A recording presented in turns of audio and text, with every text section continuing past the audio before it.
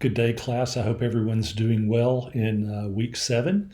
I want to spend a few minutes talking about my research paper, and the focus of that is going to be investigating the key principles of the Stone Campbell movement, or it's also known as the Restoration Movement. And this was a phenomenon that started in the early 19th century as part of the Second Great Awakening in the United States, and it continues today as the Churches of Christ and other Christian denominations.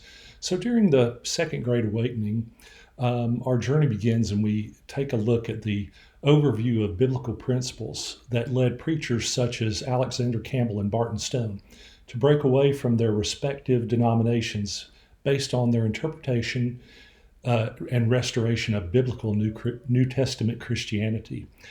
The emphasis of this movement was to restore the New Testament church with traditions centered on detailed reading, analysis, and the application of the New Testament.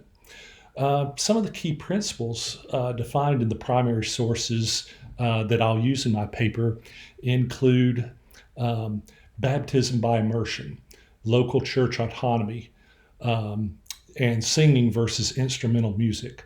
Our journey includes information related to the expansion and also disagreement of the key principles of this restoration movement. So let me talk a little bit about the key figures here. So Barton Stone, he lived from 1772 to 1844.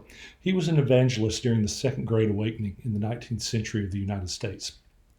He was ordained a Presbyterian minister, but he rejected many Presbyterian doctrine viewpoints from the Westminster Confession of Faith. In 1803, after he helped lead the Cane Ridge Revival, which, oh, by the way, was attended by nearly 20,000 people, he resigned after arguments around doctrine and enforcement of policies by the Kentucky Synod. This primary document that I look at as part of this is an address to the Christian churches in Kentucky, Tennessee, and Ohio on several important doctrines of religion. And this one document that he has a point of view around a number of issues, and it's categorized in sections to include the Trinity, the Son of God, atonement, operations of the Spirit, faith, church government, partyism and party names, schism, heresy, and Shakerism. Also in this movement was a gentleman by the name of Alexander Campbell, and Alexander Campbell lived from 1788 to 1866. He was a Scots-Irish immigrant who was a leader with his father, Thomas, of a reform movement known as the Restoration Movement. Again, it's also called the Stone Campbell Movement as part of the Second Great Awakening. And Campbell had a number of documents that also pointed out similar things to what Barton Stone's did. For instance, the Christian system in reference to the union of Christians and a restoration of primitive Christianity as pled in the current Reformation. This document is Campbell's point of view concerning the restoration of Christ Church to the original meaning detailed in the New Testament. So both Stone and Campbell were very much aligned or in agreement that churches should restore back to the New Testament church and the writings in the New Testament.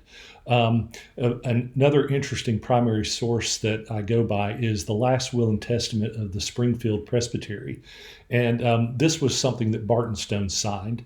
And this was a matter of history. The Springfield Presbytery was independent and was one of the earliest outcomes of this movement.